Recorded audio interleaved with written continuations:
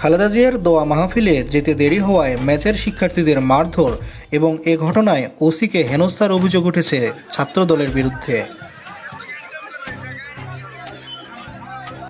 ঘটনাটি ঘটে দিনাজপুর শহরের পাগলার মোড়ের একটি ছাত্রাবাসে।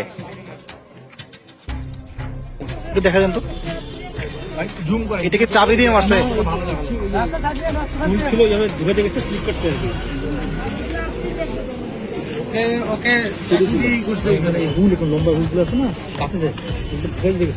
ওটা কি ছিল যেটা দিয়ে আপনাকে আহত করছে? ম্যাচে থাকা অবস্থায় ছাত্র দলের বহিরাগত ছেলে আসে, বলে যে হচ্ছে আমরা ম্যাচ দেখতে আসছি। যখন গেট খোলা হয়, গেট খোলা অবস্থায় তারা আমাদেরকে বলে যে হচ্ছে বিএমপির মিটিং হচ্ছে রামনগরে, তোমাদেরকে এখনই যাইতে হবে। এভাবে বললে যে সবাইকে ডাকো। ম্যাচ মনিটর আর আমি এক রুমেই থাকি। ম্যাচ মনিটরকে বলে, বেটা এখান থেকে যাবি না, তোকে পাগলার মোড়ে যাইতে দিব না, এই ম্যাচে তোকে থাকতে দিব না, তোদেরকে থাপড়াবো। এই বেটাদের সবাইকে ডাক। রুমে ছোট ভাইগুলা রুমে ধাক্কাচ্ছে।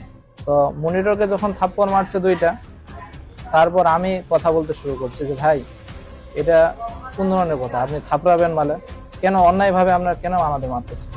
আমাকে 4-5টা মারে দিল। এগুলা রড দিয়ে মারছে, বাস দিয়ে মারছে, তারপর দেওয়ালে ধাক্কায় ফেলে দিয়ে বুট জুতা দিয়ে মাথার উপর আঘাত করছে। এ ঘটনায় থানা থেকে ওসি মহোদয় আসলে প্রশাসনকেও হেনস্থা করতে বাদ রাখেনি দুর্বৃত্তরা।